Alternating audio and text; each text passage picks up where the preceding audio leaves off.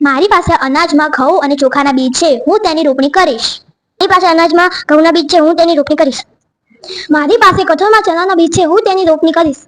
મારી પાસે કઠોળમાં ચોળા અને મગના બીજ છે, હું તેની રોપણી કરીશ. આજે અમારી રોપણીનો બીજો દિવસ છે. તેમાં મેં ઘઉં, ચોખા અને મેથી અને તલની રોપણી કરી હતી. તેમાં નાના નાના અંકુરો ફૂટ્યા છે. આજે મારી રોપણીનો બીજો દિવસ છે. મેં કઠોળમાં મગ અને ચોળાના બીજની રોપણી કરી હતી. મારા બીજને નાના નાના અંકુરો ફૂટ્યા છે. આજે મારી રોપણીનો બીજો દિવસ છે. મેં કઠોળમાં ચણાના બીજ વાવ્યા હતા. તેમાંથી નાના નાના અંકુરા ફૂટ્યા છે. આજે મારી રોપણીનો બીજો દિવસ છે. મેં અનાજમાં ઘઉંના બીજની રોપણી કરી હતી. મારા બીજના નાના નાના અંકુરો ફૂટ્યા છે. આજે અમારી રોપણીનો ત્રીજો દિવસ છે, જેમાં મેં ઘઉં, ચોખા, મેથી અને તલની રોપણી કરી હતી. મારી રોપણીમાં ઘઉં અને તલના નાના નાના અંકુરો ફૂટ્યા છે. આજે મારી રોપણીનો ત્રીજો દિવસ છે. મેં કઠોળમાં મગ અને ચોળાના બીજ વાવ્યા હતા. તે 2-2 ઇંચના થયા છે. આજે મારી રોપણીનો ત્રીજો દિવસ છે. મેં અનાજમાં ઘઉંના બીજ વાવ્યા હતા. તે 1 ઇંચના થયા છે. આજે મારી રોપણીનો ત્રીજો દિવસ છે. મેં કઠોળમાં ચણાના બીજની રોપણી કરી હતી. તેમાં પાણી વધુ હોવાથી તે બળી ગયા છે. આજે મારી રોપણીનો ચોથો દિવસ છે, જેમાં મેં અનાજમાં ઘઉં, ચોખા, તલ અને મેથીની રોપણી કરી હતી. જેમાંથી ઘઉં અને તલના બીજ આજે 3-3 ઇંચના થયા છે. મારી રોપણીનો ચોથો દિવસ છે. મેં કઠોળમાં મગ અને ચોળાના બીજની રોપણી કરી હતી. તે આજે 5-5 ઇંચના થયા છે.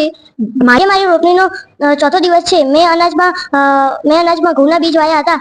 તે આજે 2-2 ઇંચના થયા છે. આજે મારી રોપણીનો 5મો દિવસ છે. મેં અનાજમાં ઘઉં, ચોખા, તલ અને મેથીના બીજની રોપણી કરી હતી. જેમાંથી તલ અને ઘઉંના બીજ આજે 4-4 ઇંચના થયા છે. મારી રોપણી સફળ થઈ રહી છે.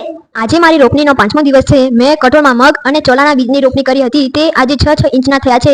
મારી રોપણી સફળ થઈ રહી છે. રોપણીનો 5મો દિવસ છે. મેં અનાજમાં ઘઉંના બીજ વાવ્યા હતા.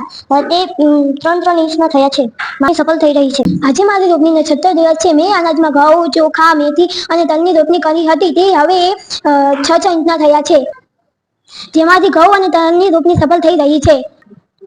આજે મારી રોપણીનો 6થો દિવસ છે. મેં કઠોળમાં મગ અને ચોળાના બીજની રોપણી કરી હતી. જે આજે 10-10 ઇંચના થઈ રહ્યા છે. મારી રોપણી સફળ થઈ રહી છે. આજે મારી રોપણીનો 6થો દિવસ છે. મેં અનાજમાં ઘઉંની બીજની રોપણી કરી હતી. તે આજે 4-4 ઇંચના થયા છે. મારી રોપણી સફળ થઈ રહી છે. આજે મારી રોપણીનો 7મો દિવસ છે. મેં અનાજમાં ઘઉં, ચોખા, મેથી અને તલની રોપણી કરી હતી. તે હવે 8-8 ઇંચના થયા છે. મારી રોપણી સફળ થઈ રહી છે. આજે મારી રોપણીનો 7મો દિવસ છે. મેં કઠોળમાં મગ અને ચોળાના બીજની રોપણી કરી હતી. તે આજે 14-14 ઇંચના થયા છે. મારી રોપણી સફળ થઈ રહી છે. આજે મારી રોપણીનો 7મો દિવસ છે. મેં અનાજમાં ઘઉંના બીજની રોપણી કરી હતી. તે આજે 4-4 ઇંચના થયા છે. મારી રોપણી સફળ થઈ રહી છે. અમારી રોપણીને સફળ થતા 7 દિવસ લાગ્યા છે. આજે અમારી રોપણી સફળ થઈ છે.